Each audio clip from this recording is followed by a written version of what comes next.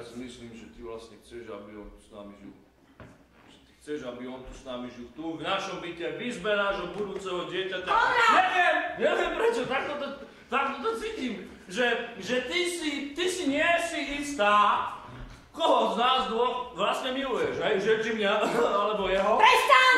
No počkaj, nechaj ho dohovoriť. Ja si myslím, že už by si sa mala rozhodnúť, hej? Pretože ja už toto dlhšie nevydržím, hej? Ja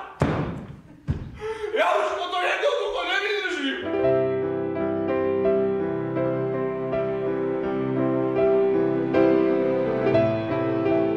Taký vtip, taká narážka na armádu. Miláčku, hlavne mne vtipku, dobre? Dobre, chcel by som teda oficiálne požiadať o ruku vašej ženy. Nie! Chcel by som oficiálne požiadať o ruku tu prítomnej vašej dcéry, Lízy. No. Pýtal som ho, či by sme nešli. Na zájazd do Moskvy, kde som ju požiadal o ruku. Tak veľmi vy nás pripomínate.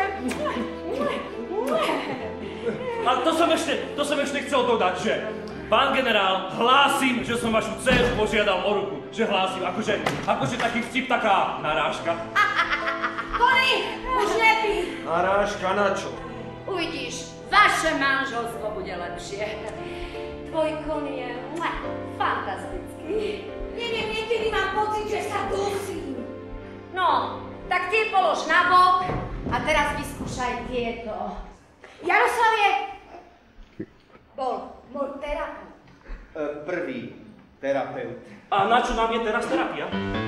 Líza, ty si tu zabila človeka, ja volám na políciu. Kriste, ty si hovedo, hnusné hovedo. Jasne volaj, oháňaj sa mŕtvolkou. Skvelá výhovorka, aby si sa so mnou nemusela oženiť.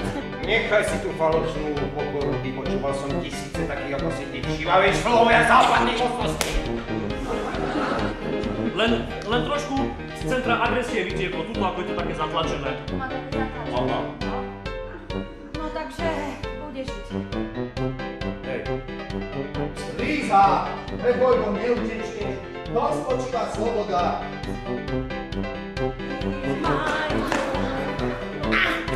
Romuald. Všetko bude fajn. Lebo to ona nechala mňa.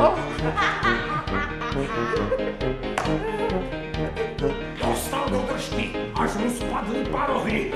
Hurá! Dobrý chlapec. Zabil som ho! Zabil si losa. Hurá! Ja som zabil losa, ja som... Veď sa nič nestalo, nie?